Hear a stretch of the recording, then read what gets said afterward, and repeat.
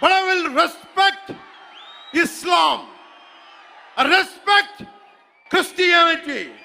I respect Sikhism. I respect Buddhism and all the other dharmas. But I am an unapologetic Sanatani Hindu. Let me be very clear to you guys.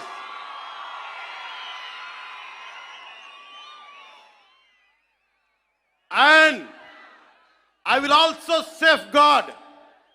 I'm conveying this to the so-called secularists who ridicule my Sanatana Dharma. Let me tell you today, and I will safeguard my Sanatana Dharma with my life. If it gets attacked, trivialized, and abused, if I have to lose everything, including my life and my political position as Deputy CM and this political power, I am ready to let it go. This is an oath I have taken in my life when I was at the age of 21 in the same Tirupati, when I was looking at the foothills of Lord Balaji, looking at the caption, looking at the sloka, Dharmo Rakshita Rakshitaha, Dharmani Rakshiste Dharmani Rakshistundani.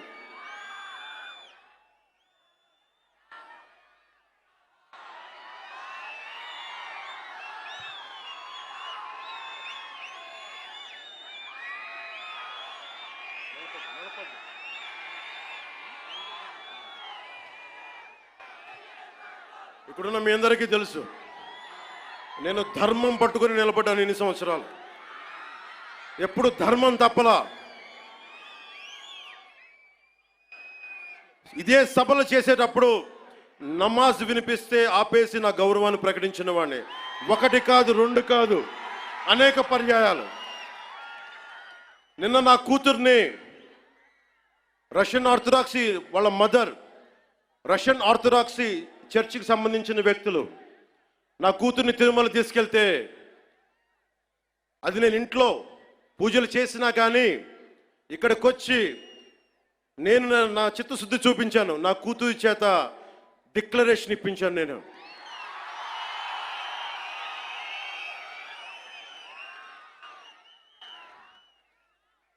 అందరికీ చెప్తాం, నన్ను విమర్శించే వాళ్ళందరికీ చెప్తానా, ఏ రస్తా అయితే యుద్ధాలు చేస్తుందో, ఏ రస్తా అయితే యుద్ధాలు చేస్తుందో, గెలుస్తుందో ఓడుతుందో, కానీ ముందుకు పోతుందో అదే నా రస్తా. ఏ రస్తాలో కూడా సంఖ్యలు కూడా సవాల్ చేస్తాయో, ఏ రస్తాలో కూడా అపజయం కూడా అగ్ని జ్వాలై మండుతుందో అదే నా రస్తా. ఏ రస్తాలో మరణం కూడా మహాప్రబంధంగా ప్రతిధ్వనిస్తుందో అదే నా రస్తా. అందుకే పరాభవం చెందిన, పరాజయాలు పొందిన ఎందుకు కదలకుండా నిమ్మకు నీరెత్తినట్టు ఉంటానంటే, నా సనాతన ధర్మం మీద నాకున్న అచంచలమైన విశ్వాసం. ఈ మధ్యన సనాతన ధర్మం ఒక వైరస్, దాన్ని అంతం చేస్తాం అంటున్నారు కొందరు.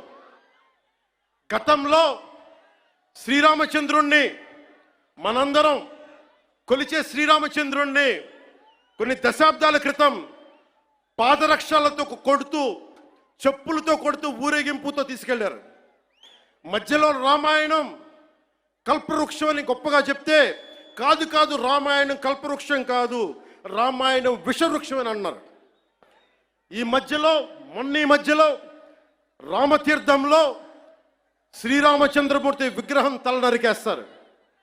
గత కొంతకాలంగా కల్తీ నెయ్యితోటి, జంతువు కొవ్వుతోటి కలిపిన ప్రసాదాలు ఏడుకొండల వాడికి నైవేద్యంగా పెడతారు.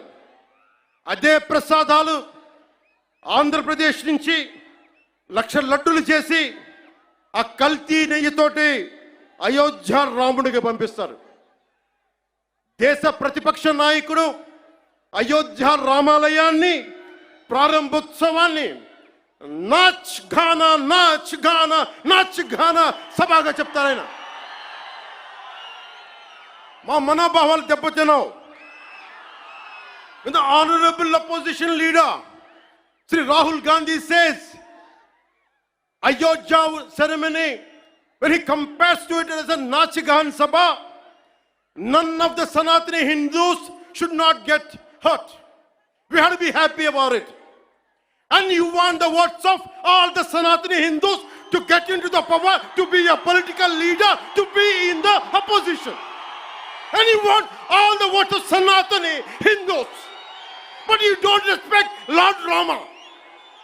You might hate Modi ji. You might hate us.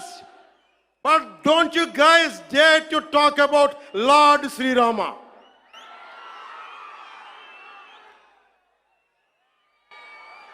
మన హిందువులుగా మనం బాధపడకూడదు. రాముడిని తిడితే బాధపడకూడదు, నోరెత్తకూడదు. అన్నాం అనుకోండి, మనం వెంటనే మనం హిందూ మతాన్ని మొదలైపోతాం. The moment we say we have to safeguard our religion, when you abuse Lord Sri Rama, none of us should feel bad about it. The moment we utter our pain, the moment we say our voice, the moment we say we reflect our pain, suddenly we become Hindu fanatics. Would you dare to do the same thing to Islam? Do you have the same thing to do Christianity? No, you won't do it. Because Hindus are a docile society. They believe in karma. Let the God punish them. Let me tell you, we are deeply hurt.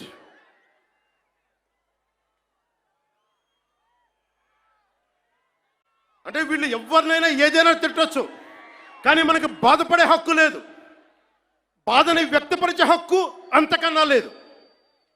భారతదేశంలో secularism అంటే హిందూ ధర్మాన్ని దూషించు, అపహాస్యం చేయి, అన్య మతాలను వెనకేసుకొస్తే అది true secularism according to the so called pseudo secularist. The so called secularists is what they say. You abuse Sanatana Dharma. Not even a word against Islam, not even a word against Christianity. You won't dare to do it. That's the definition of secularism for you people. దశాబ్దాలుగా చూస్తున్నాం, ఇదేం కొత్త కాదు. చట్టాలు కూడా పనిచేస్తాయా? చట్టాలు కూడా ఎలా పనిచేస్తాయంటే సనాతన ధర్మాన్ని పాటించే వారిపై వైపు నిర్దాక్షిణ్యంగాను,